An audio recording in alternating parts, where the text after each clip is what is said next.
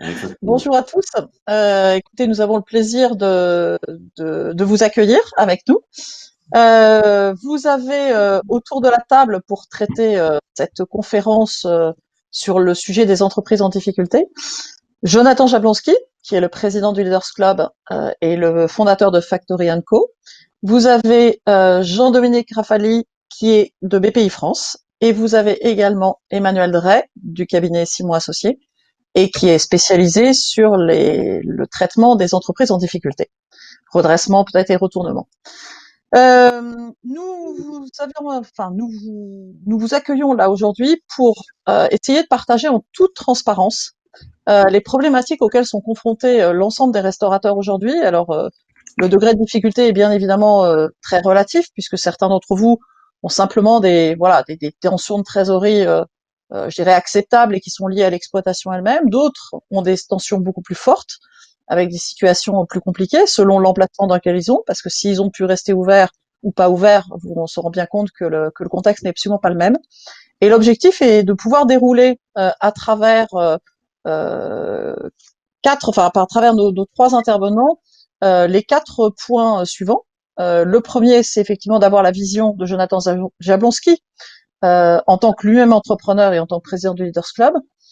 Emmanuel, Jean-Dominique. Jean-Dominique vous présentera, merci à toi, Jean-Dominique vous présentera les dispositifs BPI et les limites que peuvent présenter certains de ces dispositifs. Emmanuel entrera vraiment dans le détail de toutes les solutions qui s'offrent à vous lorsque la situation financière est jugée fragile en fait. Et Jonathan terminera sur les enseignements qu'il peut partager avec vous en tant que, bien sûr, en tant que restaurateur et professionnel, mais également en tant que tête de réseau, puisque nous avons également dans le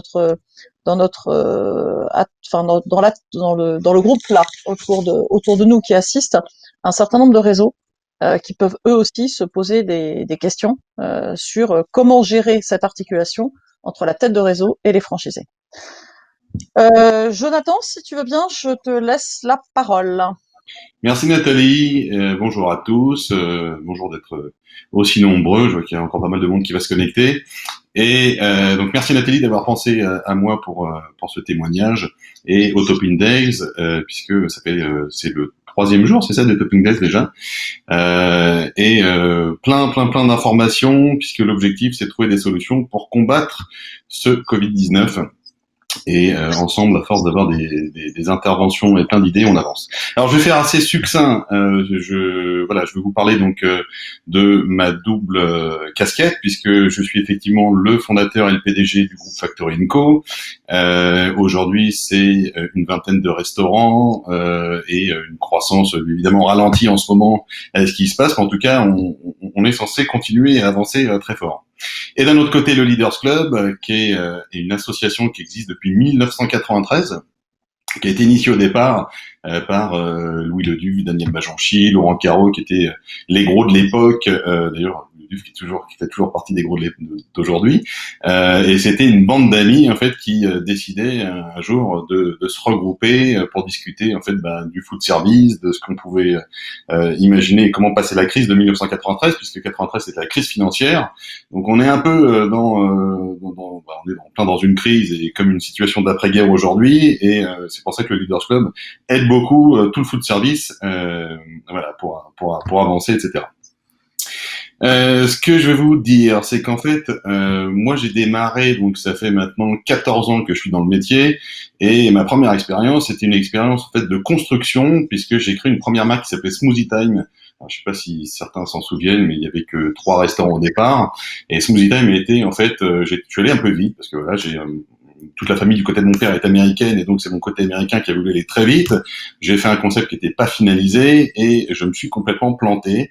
Je me suis planté parce que c'était pas plein d'histoires, mais surtout j'ai vécu une situation économique et financière très compliquée puisque je me suis retrouvé directement en dépôt de bilan, liquidation judiciaire. Voilà, donc sachant que avant de déposer le bilan, j'avais entendu parler du Leaders Club, dont je suis le président aujourd'hui, et j'ai rencontré en fait pas mal de monde, on a construit du réseau et j'ai réussi à m'en sortir parce que j'avais rencontré un fonds d'investissement qui m'a aidé, qui a cru en moi et en fait on a transformé par le biais d'un plan de redressement C'est ça, hein, c'est un plan de redressement, Emmanuel, je me rappelle plus, c'était il y a 14 ans, mais ça doit être ça, ou de On continuité. appelle ça un plan de continuation, mais ça revient au même. Continuation, c'est un mélange entre les deux, voilà. Et on a créé Factory Co. Voilà, donc on est parti d'une histoire qui a mal fini pour en créer une nouvelle. Mais bon, voilà, à l'époque j'avais 27 ans, aujourd'hui j'en ai 40.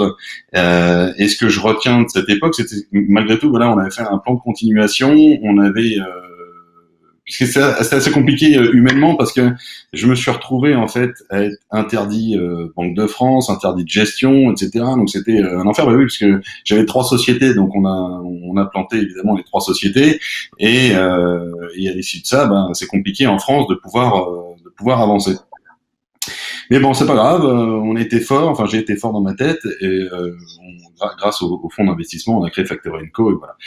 Sachant qu'à l'époque, on avait soldé la dette auprès de la banque, mais comme j'étais caution personnelle d'une partie, je me suis retrouvé quand même à payer 6 mois après, ils sont venus me chercher pour payer la caution personnelle. Donc, faites attention si un jour ça vous arrive, quand vous faites un solde de tout compte, faites bien un solde de tout compte, mais ça, Emmanuel vous expliquera ça peut-être un peu plus en détail après. Voilà, donc Smoothie Time transformé en Factory Co en 2009 et puis depuis donc on a bien avancé. Aujourd'hui, Factory Co c'est 22 restaurants, il y a 8 succursales, il y a 12 franchises, donc on est un réseau et on fait à peu près 30 millions d'euros de chiffre d'affaires avec 450 employés et il y a 10 ouvertures qui sont prévues pour 2021-2022. Voilà ce que je peux dire sur ma petite expérience, en tout cas ma première expérience. Aujourd'hui, ce qu'on vit avec cet événement inédit, c'est qu'on fait partie des entreprises qui ont levé bien sûr du PGE. On a pris la solution de l'État. La solution des pays dont Jean-Dominique nous parlera juste après. Donc ce qui est génial puisque ça nous fait de la trésorerie, mais d'un autre côté, sur le deuxième confinement, ce qui est compliqué, c'est que toutes les banques nous demandent de payer, j'imagine que ça arrive à tous les restaurateurs aussi, donc nous demandent de payer nos échéances, sauf qu'on a 0 rentrée d'argent puisque nous on est quasiment dans des centres commerciaux, on a des gros établissements dans les centres commerciaux où on peut pas fonctionner, parce que si on ouvre aujourd'hui, on perd de l'argent, donc on peut pas fonctionner, on est fermé. Et on nous demande de payer nos échéances alors que parce que on a du PGE, donc ce qui est complètement débile, excusez-moi du terme, mais pour moi le PGE c'est plus de l'argent pour aider à la reprise le jour où on pourra reprendre et pour combler le manque de chiffre d'affaires. Donc aujourd'hui on peut pas se permettre d'utiliser du PGE pour autre chose. Voilà, donc ça c'est l'expérience qu'on vit aujourd'hui. Mais je vais laisser la parole en fait à Jean-Dominique qui va nous expliquer tout ce qu'a mis en place BPI pour aider justement les restaurateurs on va parler des restaurateurs. Voilà, sachant que aujourd'hui on parle des restaurateurs, mais attention parce que dans le food service tout est touché. Hein. Moi on travaille beaucoup avec de petits agriculteurs, des indépendants. Les dommages collatéraux sont terribles. Mais voilà, Jean-Dominique, je te laisse la parole. Ah, si tu mettais ton micro. Voilà. Merci Jonathan et bonjour à toutes. Oui. Vous m'entendez bien? Oui, on t'entend. Vas-y, je t'en prie. J'espère. Je vais poursuivre. Alors du coup, je travaille pour BPI France. Ceux qui ne connaissent pas, c'est la banque publique d'investissement. C'est la banque des entrepreneurs français. À ce titre, en tant que banque publique, on a été sollicité pour mettre en place plusieurs briques du plan de relance et notamment les solutions de financement, puisque c'est dans l'ADN de BPI France de stimuler les investissements par le financement. On a donc été missionné par l'État pour garantir auprès des banques privées, donc toutes vos banques, les prêts garantis par l'État. Donc c'est en fait la première solution d'urgence, comme l'a dit Jonathan, dans un contexte de crise, qui a été lancée très rapidement, qui est encore aujourd'hui adaptée au fil de l'eau en fonction du contexte et de la conjoncture. Son premier but, c'est vraiment de vous aider à combler le manque de chiffre d'affaires de cette année qui a été amputé de plusieurs mois d'activité. En complément de ce PGE qui, je le rappelle, est mis en place par vos banques privées, donc c'est un petit peu le premier interlocuteur. Votre premier interlocuteur, c'est votre banque. Oui, pardon Nathalie, tu souhaitais dire quelque chose? Ça coupe je pense que tu pourrais peut-être rappeler quand même dans les grandes lignes parce que tu parlais de mois d'activité.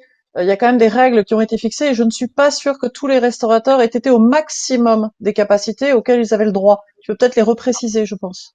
Alors exactement, le PGE, il a été aménagé pour les entreprises qui ont une activité saisonnière pour prendre en compte trois meilleurs mois de l'année, de l'activité de l'entreprise, du bénéficiaire. Donc vraiment, c'est la première solution d'urgence pour soulager un petit peu votre trésorerie dans dans ce contexte compliqué.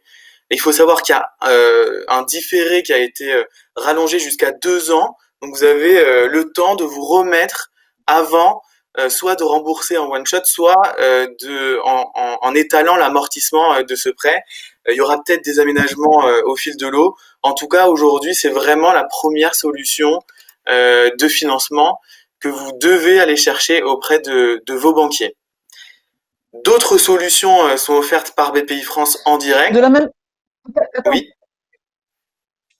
je me permettrais juste de faire compléter. Je crois qu'au départ, le PGE devait être absolument, les demandes devaient arriver avant le 31 décembre de cette année. Alors oui, J'ai c'est cru vrai. Oui. comprendre qu'il y avait une extension qui avait été accordée. Peut-être le préciser Alors pour oui, ceux c'est qui ne vrai. se sont pas encore manifestés. Effectivement, on avait jusqu'au 31 décembre initialement pour accorder des prêts garantis par l'État. Cette limite a été prorogée de 6 mois. On a donc jusqu'au 30 juin 2021 pour utiliser cette enveloppe de PGE qui est grandement utilisée. Hein. Sachez que le nombre de bénéficiaires se compte en centaines de milliers, donc ce serait dommage de passer à côté de cette solution qui est facile à souscrire auprès de vos banques. Alors, Il est facile, vraiment musclé. je me permets, facile, je ne cache pas que c'était très compliqué, même pour un groupe comme le nôtre. Les Très compliqué. banquiers ne voulaient pas chercher, je ne sais pas combien d'excuses pour ne pas donner le PGE, alors qu'on est une société en très bonne santé financière. Donc, il y a beaucoup de banques qui n'ont pas forcément joué le jeu. Quoi. Autant il y en a certaines. Ouais, Je confirme, on a dû ouvrir un nombre incalculable de procédures pour Ouais. négocier avec un administrateur judiciaire, avec les banques, sinon on n'avait pas de PGE. Oui, Alors d'accord. oui, c'est bien sûr au bon vouloir de votre banque, Il y a peut-être la mais vous avez médiation. de vrais arguments. Oui, il y avait de la médiation. Après, il fallait prendre un médiateur. Enfin, Il y bon, a la c'est- médiation Ouais, du voilà. crédit aussi, bien sûr, qu'il ne faut pas hésiter à solliciter. Hein. Ça, bien sûr. Mais, Voilà. mais l'État a fait en sorte, en Exactement. tout cas, de vous donner le maximum d'arguments pour pouvoir souscrire à cette poche. Bien sûr, c'est une solution de financement, hein, c'est pas de la subvention. Il faut avoir la capacité de rembourser ce prêt dans les années futures, mais la garantie de l'État est forte. Il y a une période de différé importante et en vous basant sur les performances de votre entreprise sur les années précédentes, logiquement votre banque doit étudier profondément votre demande, porter une attention particulière avec ce PGE. D'accord. Il y a d'autres solutions qui viennent en complément de ces PGE qui sont directement octroyées par BPI France, des solutions de financement. On a les prêts rebonds, les prêts tourisme notamment. Les prêts rebonds qui sont montés en partenariat avec les régions. Donc les régions ont doté ce dispositif de capacités différentes. Donc il y a quelques critères qui peuvent différencier, mais en tout cas, entre les prêts rebonds et les prêts tourisme, on a une force de frappe assez importante. C'est encore une solution de financement, hein, c'est pas de la subvention. Donc on va quand même étudier vos comptes, notamment les performances sur les années précédentes. On va vous demander de nous fournir une documentation comptable qui couvre 12 ou 24 mois d'activité avec une situation financièrement saine avant la crise. Et c'est des prêts, des solutions de financement qui sont conçues pour s'adosser auprès de votre banque. Donc le PGE peut être un partenariat financier important dans ces dispositifs. C'est dans l'ADN de BPI France. Hein. Il faut savoir que on est là pour stimuler les investissements, pour stimuler l'aide que peut donner vos entreprises. Donc les prêts rebonds, les prêts tourisme viennent normalement en complément des prêts que vous demandez à votre banque.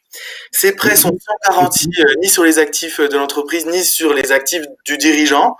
Ils ont aussi l'avantage d'avoir une période de différé, un petit peu comme le PGE. Donc on va vous laisser le temps de vous remettre avant que la période d'amortissement du capital arrive.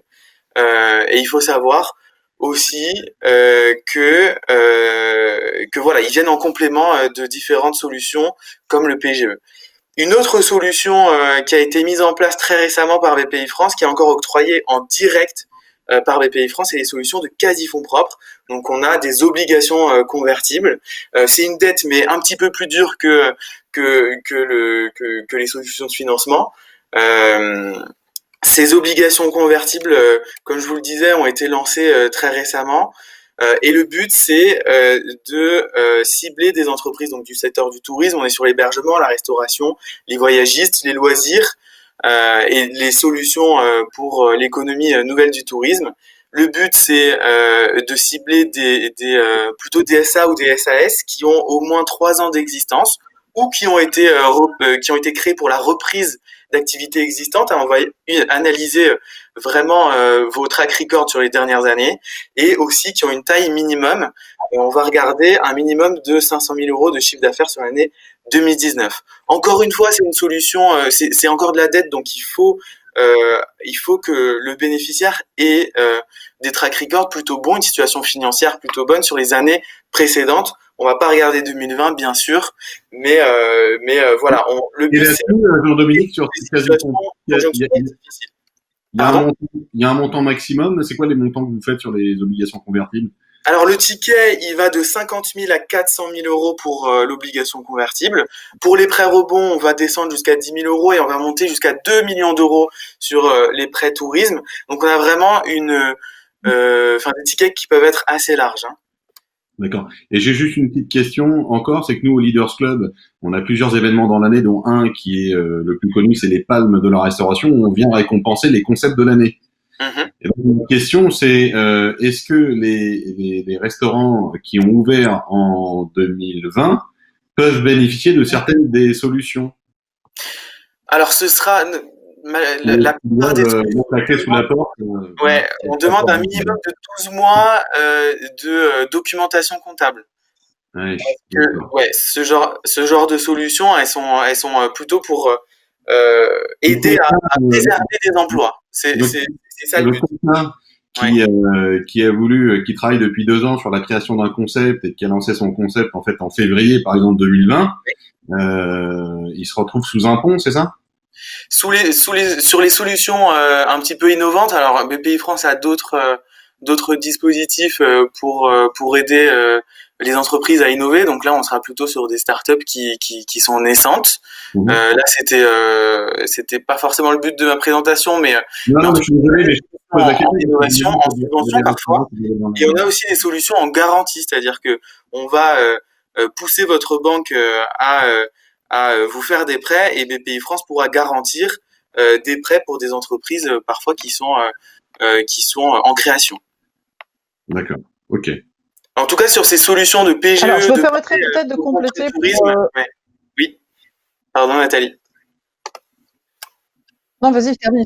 Termine. Non, je disais, du coup, que sur ces rebonds et prêt-tourisme. Voilà, de financement qui sont assez particulières parce qu'il y a un différé important.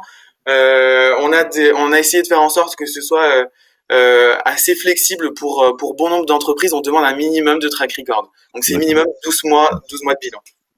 Ok. Bon, je pense qu'il faut avancer. Je suis désolé parce que le temps avance. Je t'attends juste une petite chose pour répondre à ta question parce que c'est vrai que ça peut intéresser les gens. La solution des quasi-fonds propres en l'état n'est pas accessible effectivement aujourd'hui aux indépendants qui se sont lancés sur un concept tout récent. Je parlais des PGE et des fonds, les quasi-fonds propres, j'imagine bien que personne va mettre des dossiers. D'accord. Mais en fait, tu peux également, alors ça va être valable pour des gens qui sont plutôt en structure organisée. Alors ça va être soit en franchise, soit en commerce associé, mais on peut imaginer aussi un schéma un peu différent où une plateforme de crowdfunding soit privatisée pour un secteur ou pour une zone ou pour une activité, de façon à permettre à ce que les prêts puissent se faire à travers la plateforme, ou soit sous forme de prêt, soit sous forme d'obligation, soit sous forme d'equity.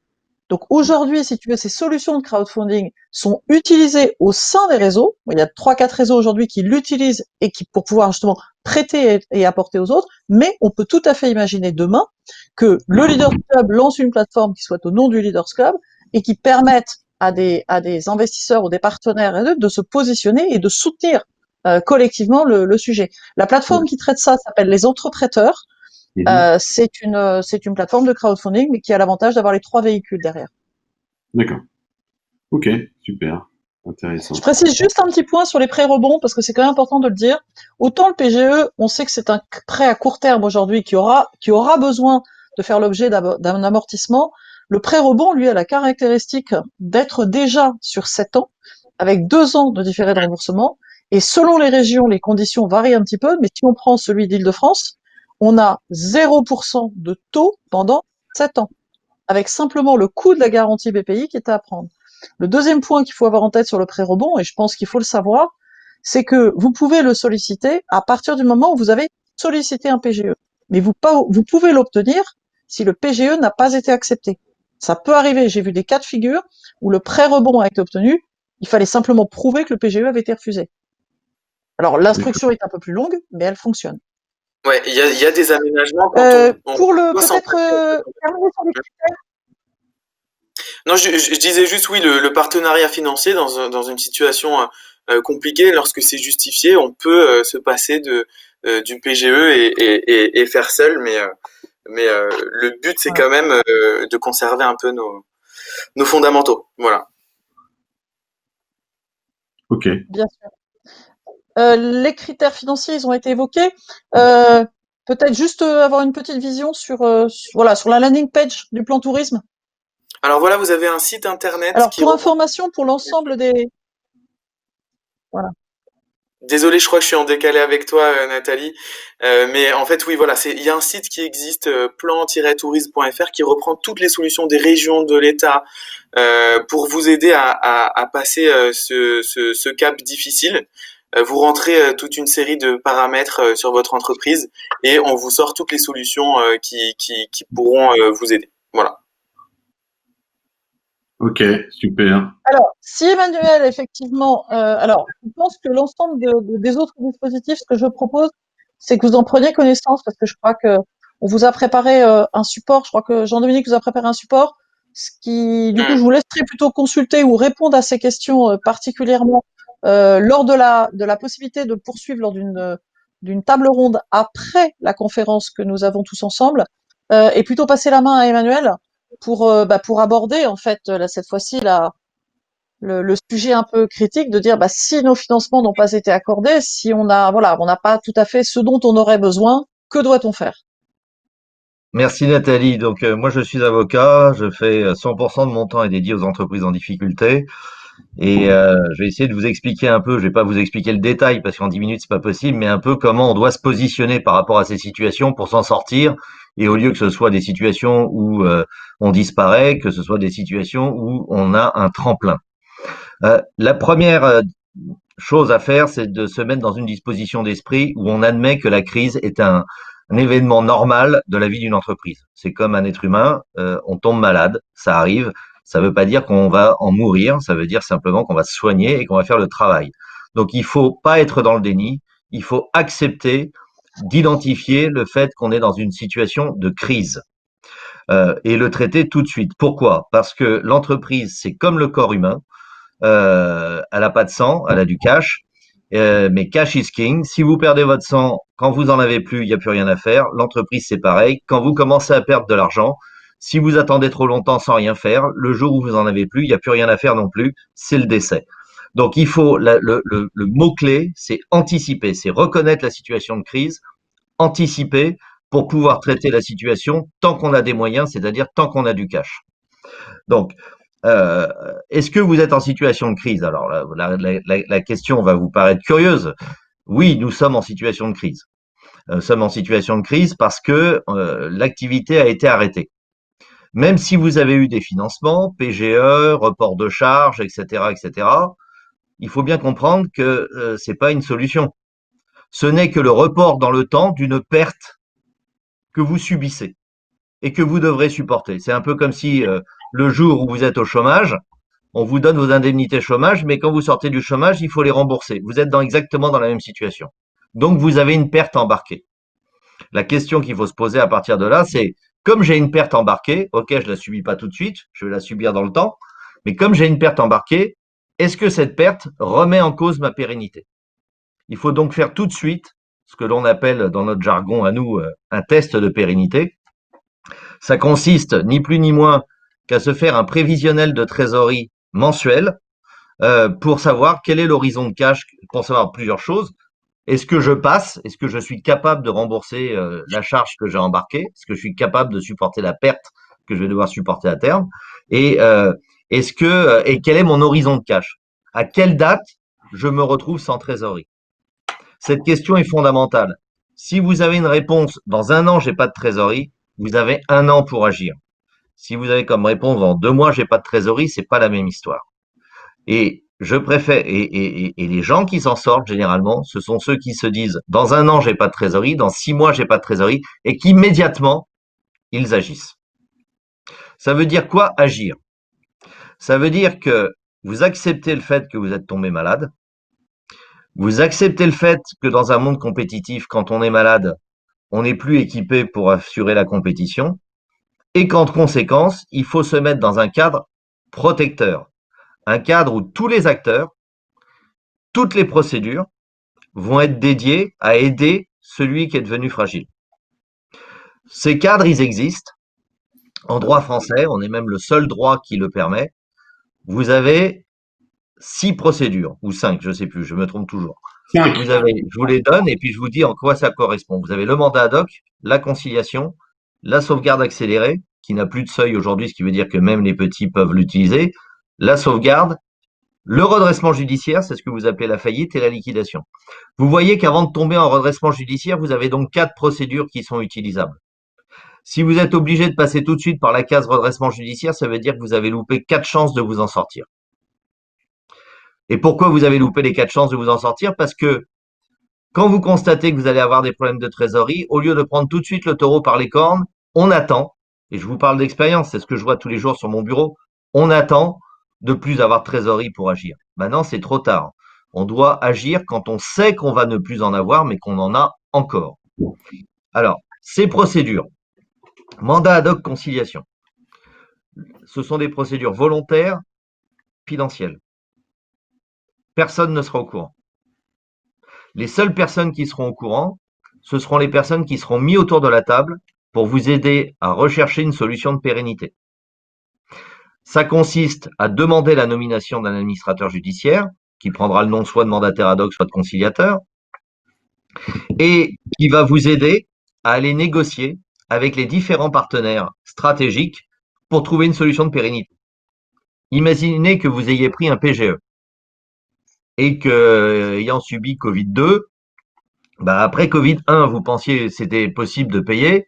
Après Covid-2, même en ayant 6 ans de remboursement, vous vous rendez compte que vous ne pourrez pas payer. Ça veut dire que vous devez renégocier vos prêts. Si vous allez voir vos banques tout seul, il y a des fortes chances que vous alliez à l'échec. En revanche, si vous ouvrez un mandat ad hoc ou une conciliation et que vous y alliez voir vos banques avec l'administrateur judiciaire, ce qui va se passer, c'est que le dossier va sortir de votre agence locale pour aller vers ce qu'on appelle les affaires spéciales des banques. Les affaires spéciales des banques sont des gens qui sont habitués aux situations de crise, qui ont le même logiciel que tous les spécialistes de la crise et avec qui on va pouvoir discuter pour trouver une solution de restructuration financière qui va vous permettre d'avoir une solution qui passe et de plus vous retrouver dans une impasse de trésorerie à terme. Voilà. Si vous le faites tout de suite, parce que vous savez que dans 1 an et demi, ça va pas passer, à l'égard de votre interlocuteur, vous serez dans une situation beaucoup moins anxiogène et beaucoup plus crédible qui vous permettra de mettre en place une solution que si vous y allez le voir au dernier moment, il va vous dire, mais vous foutez de moi, vous attendez d'être au dernier moment pour venir me voir, mais tant pis pour vous. Et comme généralement, on est sur des typologies de PGE qui sont pas 20 millions, 30 millions, 40 millions, pour la banque, c'est l'épaisseur du trait et généralement, c'est plus simple pour quelqu'un. Quand on dit la banque, faut pas oublier que vous parlez à des salariés. Et ces salariés, ils doivent parler aux échelons au-dessus en cochant des cases. C'est souvent plus simple pour eux d'expliquer à l'échelon du dessus qu'on prend une paume parce que la boîte, elle part en faillite, que de dire il faut prendre une paume à hauteur de 30% ou de 40% pour que la boîte vive. Pour qu'il puisse dire ça, il faut que vous soyez crédible, il faut que vous ayez pu bâtir une relation de confiance avec lui et montrer que vous étiez responsable, que vous étiez aux manettes, que vous avez su anticiper et que vous avez su proposer quelque chose de viable. Donc, le maître mot, c'est l'anticipation. Ça, vraiment. Une fois que vous avez anticipé, vous allez avoir, et que vous vous mettez dans un cadre de conciliation ou de mandat ad hoc, alors la sauvegarde et la sauvegarde accélérée, ça c'est une procédure publique qui aboutit vous n'êtes pas encore en faillite, mais ça aboutit à geler vos créances antérieures à l'ouverture de la procédure, ce qui vous permet de générer automatiquement du cash, puisque si vous ne payez pas vos créances passées, mais que vous continuez à avoir des rentrées, ça vous permet automatiquement d'augmenter votre trésorerie pendant le temps où vous mettez en place un plan de restructuration. Puis après, vous avez la faillite, vous connaissez de quoi on parle. Bon. Quand vous vous êtes mis dans un cadre sécurisé, moi je préfère parler pour l'instant mandat ad hoc, conciliation, parce qu'on est dans la prévention du risque. Quand vous vous mettez dans un cadre sécurisé, vous allez avoir 2 calendriers à gérer. Le premier calendrier, c'est un calendrier de crise de liquidité immédiate. Je sais que dans 6 mois, j'ai pas de cash. Comment je fais pour arrêter l'hémorragie? C'est ça que vous allez traiter en priorité. Mais en parallèle, vous allez également traiter le deuxième calendrier de la crise, qui est celui des mesures de restructuration éventuellement nécessaires de votre exploitation. Une crise sert toujours de révélateur, même quand c'est le fait d'une décision administrative, comme c'est le cas aujourd'hui. Une crise, elle sert toujours de révélateur de défaillance structurelle de l'exploitation. On n'est jamais parfait. Et ça, on les met en avant et on voit les fragilités qu'on a. Quand on ne les traite pas alors qu'on les voit, eh bien, la plupart du temps, on a échappé à la crise de liquidité, mais 1 an après, 2 ans après, on prend le mur de manière définitive. On a un effet boomerang qui est terrible. Donc, il faut faire les deux. Donc, premier élément, je gère mon calendrier de crise, mon calendrier de crise de liquidité. Deuxième élément, je gère mon calendrier de restructuration. Et quand je vais gérer mon calendrier de restructuration de ma crise de liquidité, je vais intégrer le fait que je vais avoir une durée plus longue pour mettre en place une solution de pérennité définitive. Et ce calendrier plus long, je devrais l'avoir en tête pour discuter avec mes parties prenantes. Mes parties prenantes, c'est qui? Ce sont les bailleurs de fonds. Et j'en ai 2. Le premier, c'est les prêteurs financiers, les banques, éventuellement des obligataires, des gens comme ça. Vous devez connaître exactement ce qu'ils ont en tête, quelles sont leurs priorités, etc. Parce que vous devez déterminer immédiatement si finalement leur intérêt, ça va pas être de vous tirer le tapis sous les pieds.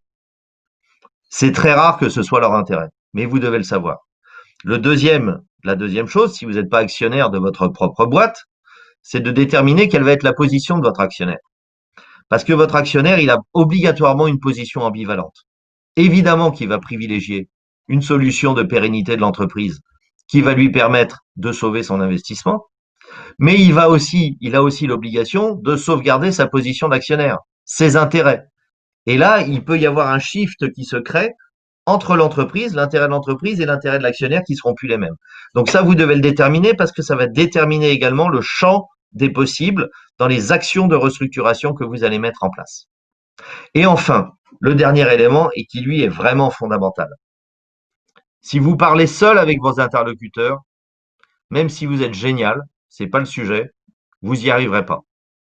Vous y arriverez pas parce que dans une situation de crise, on a un mouvement centrifuge. Je résume de manière un peu vulgaire les choses. Une entreprise qui fonctionne, c'est quoi? C'est une main qui balance du pain au canard. Les canards sont autour, ils font coin-coin, ils remuent la queue et tout va bien. Et puis une entreprise qui se place en situation de crise, elle jette plus de pain. Au contraire, elle en demande. Et les canards se barrent. Et si les canards se barrent, vous pouvez plus sauver votre boîte. Donc il faut absolument maintenir une convergence d'intérêts entre des gens qui commencent à avoir une vision divergente de leur intérêt par rapport à celui de l'entreprise. Et il faut les amener à se dire, non, finalement, mon intérêt, il est toujours convergent avec celui de l'entreprise. Pour arriver à faire ça, il y a un sujet qui est majeur, c'est la confiance. Et la confiance, elle est acquise quand ce sont des tiers qui disent à toutes vos parties prenantes, ça flotte, voilà pourquoi ça flotte. Donc, quand vous êtes en situation de crise, vous allez dire, je vends ma soupe. Oui et non, mais c'est de l'expérience. Quand on est en situation de crise, il faut constituer une équipe de crise avec des gens habitués à ce typologie de situation qui vont vous structurer une solution de pérennité et qui, parce qu'ils sont des gens reconnus, vont pouvoir mettre un coup de tampon sur le papier en disant ça passe. Et ce coup de tampon sur le papier, notamment à l'égard des banques, ça fait toute la différence. Parce que c'est pas vous qui dites que ça va passer. Parce que vous serez toujours suspect d'avoir envie que ça passe.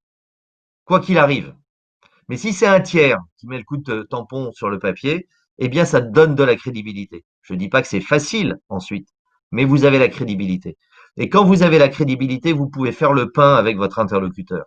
Et quand vous pouvez faire le pain avec votre interlocuteur et que vous arrivez à lui montrer que ça va passer, eh bien, tout d'un coup, il se dit, j'ai plus d'intérêt à travailler avec l'entreprise que d'arrêter et de partir. Donc ça, c'est vraiment l'autre élément fondamental. Donc, si on doit résumer, première idée force, cash is king. Donc, dès que vous anticipez une situation de crise, je dis pas dès que vous êtes dans la crise, dès que vous l'anticipez, c'est-à-dire dès que vous savez que vous allez avoir un problème de cash, même si c'est dans un an, tout de suite, vous dites je suis en crise et vous passez en mode de gestion de crise. Deuxième point fondamental, quand je suis fragile, je reste pas dans le monde normal des affaires. Le monde normal des affaires, c'est le monde des forts. Le fort bouffe le faible. Ça s'appelle la concurrence. Vous vous mettez dans un cadre protecteur qui va inverser cette relation. Ce cadre protecteur, ce sont les mesures de prévention des difficultés que je vous ai indiquées. Mandat ad hoc, conciliation. Et puis, à l'intérieur de ce mandat ad hoc de cette conciliation, vous allez gérer vos deux calendriers de crise, crise de liquidité, crise de retournement avec un plan de redéploiement qui permet d'assurer la pérennité. Et vous allez le faire avec une équipe d'experts qui va vous apporter la crédibilité et qui va vous permettre de maintenir une convergence d'intérêts autour de l'entreprise entre ces différents acteurs. Voilà. Et à l'intérieur de tout ça, vous avez un certain nombre d'outils. Je sais que certains d'entre vous voulaient savoir ce que c'était la CCSF. Précisément, la CCSF, c'est la commission des chefs de services financiers. Quand vous avez un conciliateur, c'est quelqu'un qui reporte pas à vous, mais qui reporte au tribunal, même s'il vous est complètement dédié. Eh bien, quand ce monsieur saisit la commission des chefs de services financiers en leur disant, voilà, il faut que vous fassiez un échéancier fiscal et social sur les parts patronales, jamais salariales, hein, mais sur les parts patronales et sur les autres créances fiscales et sociales, eh bien, parce qu'il est administrateur judiciaire, on va l'écouter. Et vous avez plus de chances de bénéficier d'un échéancier de ses charges et ainsi de pouvoir mieux passer parce que vous étalez la vague au lieu de subir une lame de fond. Voilà, c'était pour, je vous terminer avec cet exemple concret pour que vous compreniez bien l'avantage qu'il y a de se mettre entre les mains protectrices de ces mesures de prévention et de ces professionnels de la prévention qui vous permettent de vous en sortir. L'expérience. Oui, vas-y, je t'en prie. Je te laisse conclure parce que je passerai la parole à Jonathan. L'expérience montre que lorsque l'on se met en prévention, c'est-à-dire quand vous anticipez, que vous suivez les règles que je vous ai dites, 80% des boîtes s'en sortent. Et s'en sortent durablement. Je crois que le message est clair. Jonathan, tu peux peut-être nous apporter ton éclairage. Alors évidemment en tant qu'entrepreneur et également en tant que tête de réseau. Parce que voilà, comment tu vois les choses toi aussi par rapport à ton réseau et tes propres franchisés, on va dire.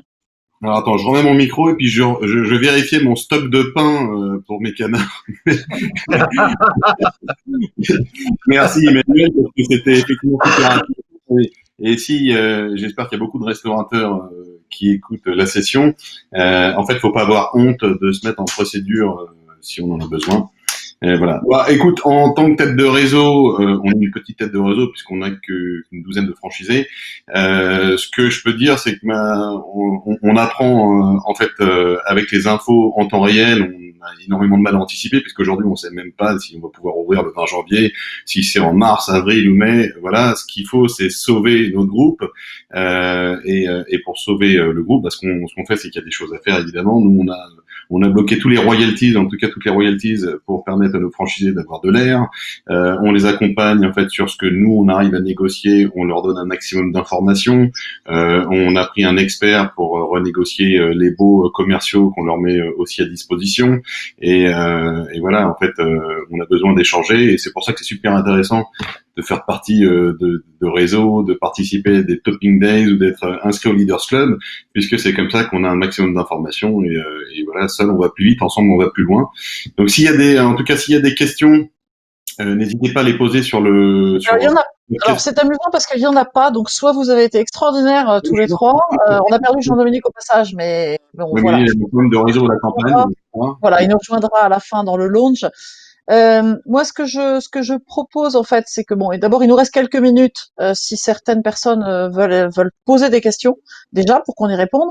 Après, compte tenu effectivement du caractère parfois un peu sensible ou un peu confidentiel, je peux comprendre qu'il y ait peut-être une certaine réserve, mais je crois que là, il faut vraiment voir ça comme quelque chose de très constructif. Il y a une question pour toi, Jonathan, de la part de Cyril, qui demande quels sont les prérequis pour rejoindre le Leaders Club. Ah, bah, on a la chance, on a Laetitia Caldiero qui est dans le chat, donc tu as juste à lui envoyer un petit message. Tu as le site internet, donc c'est leadersclub.fr. Si tu es restaurateur, alors je sais pas, on en parlera peut-être après dans le lounge, mais si tu es restaurateur, c'est très très simple. Et si tu es fournisseur ou partenaire, c'est aussi très simple en fait. Voilà. Donc ce qui est intéressant au Leaders Club, c'est que c'est des sessions tous les 2 mois avec des sujets qui nous concernent tous les jours. Il y a le prochain rendez-vous, c'est le 14 janvier. C'est la journée Exchange en fait où là il y a que des experts qui interviennent justement sur ce qu'on va vivre en 2021, comment restructurer nos restaurants par rapport au digital, etc. Donc pas mal de choses intéressantes. Donc ouais, voilà, faut nous rejoindre. Je remets juste le site internet, si vous voulez. Voilà. Je le mets sur le chat. Et rappelle que c'est une association qui existe depuis 1993. Hein. Ça regroupe quasiment tout le food service. Des restaurateurs, des bailleurs, des partenaires, des avocats. Emmanuel, peut-être en période, parce que là, bon, évidemment, tu es intervenu la question que je me pose porte plus sur les discussions. C'est-à-dire que aujourd'hui, je crois que Jonathan l'a dit, il y a la possibilité de discuter avec les bailleurs, de discuter avec le fisc, de discuter avec la partie, enfin le TVA, les charges sociales, etc. Est-ce que tu as des préconisations également d'accompagnement sur toute cette partie de discussion amont qui n'est pas encore en partie procédure? Comment tu vois les choses? Non, justement, ma préconisation, c'est d'avoir ces discussions en procédure. D'accord. Pourquoi? Mettons-nous à la place des types à qui on demande quelque chose. On vient me voir, je suis bailleur, étaler mon bail. Mais si j'ai aucune visibilité sur la cohérence de l'ensemble de ce qu'on me demande, Oui, j'ai pas envie de dire oui. bien sûr. Même si j'adore le type, j'ai pas envie de dire oui. J'ai envie que quelqu'un qui est tiers à la personne qui vient me demander quelque chose me dise voilà, on a fait des études sérieuses. Regardez ces études sérieuses. On a un business plan carré. Et si les conditions A, B, C, D, E sont remplies, ça passe et voilà comment ça passe. Et vous êtes la condition B. Voilà. Et on est en train de discuter avec A, C, etc. On est en train de discuter avec eux. Et évidemment que ce que l'on vous demande, ça ne sera mis en vigueur que si les autres conditions sont remplies, parce qu'on ne va pas vous demander de prendre une tôle tout seul. Okay. Et quand tu as ce discours à l'égard de quelqu'un, bah, les gens, tu sais, ils ont du bon sens. Donc, sauf si ce sont, pardon du terme, des salauds finis et qui ont zéro empathie, ils comprennent les situations de difficulté, même si ça correspond pas à leur intérêt. Et ils vont se dire, bon, il prend les choses de manière rationnelle. Voilà, ce qu'il me dit, c'est pas complètement idiot. Donc, regardons si je peux faire quelque chose qui reste quand même conforme avec mes intérêts. Mais tu ne peux faire ça que si tu portes un discours de cohérence et que tu portes une conviction managériale qui est fondée sur des prévisionnels et qui est portée par un tiers qui valide ce que tu dis. J'entends, mais donc le tiers, en fait, ce que tu dis, c'est que tu pourrais le faire toi, tiers, en tant que simple avocat, entre guillemets, c'est-à-dire comme un tiers de confiance, mais ce que tu dis clairement, c'est qu'on a intérêt à entrer en procédure, c'est ça que tu dis clairement. Moi, l'avocat, je vais ouvrir la procédure, je vais regarder toutes les modalités qu'on peut mettre en place, etc. On va mettre, typiquement, on va mettre un expert financier spécialisé dans les mesures de difficulté. Pourquoi je dis un expert financier? Parce que malheureusement, les experts comptables ne savent pas faire des prévisionnels de trésorerie. Ils savent pas. Mais c'est clair. Voilà. C'est comme ça, c'est triste, mais ils savent pas. Donc, on met un spécialiste qui sait nous modéliser ce genre de choses, qui de préférence a pignon sur rue parce que quand tu les présentes à une banque, ils savent tout de suite de qui on parle et ils savent que, OK, ça marche. C'est ce que j'appelle le syndrome Rolls-Royce. Tu sais, quand on te demande d'aller acheter une voiture de luxe, tu reviens de chez Rolls-Royce, même si la voiture ne démarre pas, on te dira pas que t'as pas fait le job. Bon, donc il faut avoir quelqu'un qui a une marque, voilà, et qui permet de montrer que on a fait le job. Et quand tu as ça, tu es en situation de présenter quelque chose de cohérent à tes interlocuteurs, et à partir de là, on y arrive. Alors, Je crois que tu vas aller sur le lounge, hein, alors peut-être, Nathalie. de toute façon, c'est pas moi qui vais basculer, c'est Lisa qui donnera le go. Alors, pour information, donc, si vous souhaitez qu'on poursuive ces discussions, on pourra se retrouver quand cette première connexion sera coupée, c'est-à-dire quand le live sera coupé, on pourra se retrouver dans un espace qui s'appelle le launch. Vous avez un bouton qui est sur la partie supérieure de vos écrans, et qui va nous permettre de nous retrouver sur une table. Donc la table normalement portera le nom de notre conférence. Si ça n'est pas le cas, vous trouverez ça sur la table du Leaders Club ou la table de Auréabi, qui est le nom de ma propre société. Donc je veux dire, de toute façon, on se retrouvera. Alors, je vois encore une question. Est-ce que les banques vont suivre pour un prêt pour reprendre un restaurant à la reprise des activités? Alors là, je peux me permettre de répondre parce que je suis un ancien banquier et Jean-Dominique a pas réussi, apparemment n'a pas réussi à se reconnecter après son incident. Oui, bien sûr que les banques vont suivre. Le vrai problème, c'est d'où est-ce qu'on vient. C'est-à-dire que si vous arrivez avec un Exactement. projet avec zéro expérience, c'est sûr que ça va être un peu compliqué parce que en situation normale, le banquier va quand même s'assurer que vous avez une expérience, sauf en franchise, bien évidemment, où là, c'est l'enseigne qui va vous former sur cette expérience. Mais si vous arrivez avec une expérience, un background et une histoire à raconter qui tienne la route, et avec un apport personnel suffisant pour financer les besoins immatériels du démarrage, qui ne soit pas l'objet des investissements matériels, il y aura aucun problème. Je veux dire, c'est pas l'économie va pas s'arrêter de tourner. Après, oui, bien sûr qu'il va y avoir de la frilosité, faut pas se leurrer. Hein, je crois qu'il faut être très très lucide là-dessus. Mais si votre dossier est solide, les règles s'appliqueront. Donc moi, ce que je vous invite à faire, c'est qu'au moment où vous ferez cette opération, vous préparerez un dossier complet, le dossier ayant pour objectif de prouver à votre interlocuteur la motivation que vous avez sur votre opération et de la même façon la crédibilité que vous allez avoir eu égard à votre parcours personnel. Après, je vous invite à une transparence absolue parce que tout le monde va être méfiant, tout le monde va être suspicieux. Je pense que le milieu financier va prendre, en fait, il faut être conscient, hein, les banques vont prendre probablement pas mal de contentieux dans les 2 prochaines années. Ces contentieux vont donner l'objet à des provisions, il y aura des restrictions ou des contraintes d'un point de vue financier et d'un point de vue octroi crédit. Donc ça veut dire que les bons dossiers seront financés, les dossiers bancals, imprécis ou moyens ne le seront probablement pas. Mais pour moi, il ne faut pas imaginer que la machine va s'arrêter de tourner, parce que je pense que ce sera absolument pas le cas. Mais ça va être effectivement probablement un petit peu plus compliqué. Au, au contraire, la crise est en train de révéler les actifs résilients et ça, être en mesure de se positionner sur un actif qui a montré sa résilience est évidemment un élément de crédibilité pour être financé. Tout à fait d'accord. Tout à fait d'accord. Toujours pas d'autres questions? Mais Oui, ce que je veux vous dire, c'est important. Vas-y. Si vous ouvrez un mandat ad hoc, une conciliation et que vous sortez avec un plan de pérennité, que ça se passe bien, ça va pas du tout dégrader votre crédibilité. Au contraire, à l'égard des établissements financiers, vous aurez été quelqu'un qui leur a évité une paume. Je vais vous donner un exemple personnel. Il y a 10 ans, j'ai été, en tant qu'avocat, en procédure de conciliation. Voilà. J'ai pris une grosse claque à un moment donné. J'étais plus en mesure de payer mes échéances. J'ai vu que j'allais être en difficulté à horizon 18 mois. 18 mois. Je suis allé voir ma banque tout de suite, accompagné d'un conciliateur. 18 mois avant d'avoir le problème. Ils me disent, mais pourquoi vous venez me voir? Vous avez plein de cash sur votre compte, vous gagnez bien votre vie, machin, patac ou fin. Je leur ai expliqué pourquoi j'allais avoir des difficultés. On a traité le point, on a étalé les trucs, c'est passé comme une lettre à la poste. Aujourd'hui, je les appelle, je leur dis j'ai besoin d'un financement, ils me déroulent le tapis rouge. Pourquoi? Parce que je suis pas quelqu'un qui a eu une difficulté.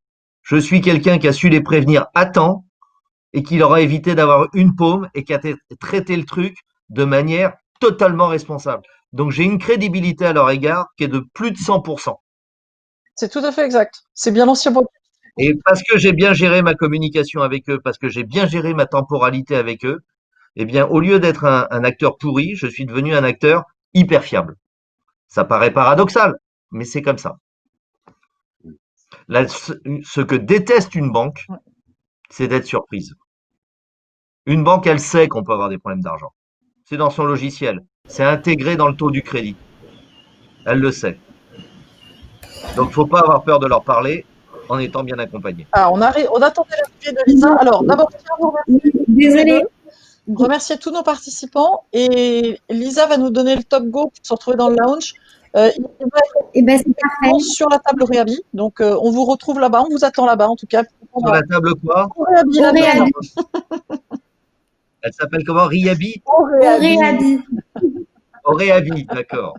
En plus, Lisa a gentiment mis le nom dans le chat, donc les gens peuvent nous y retrouver. On se retrouve.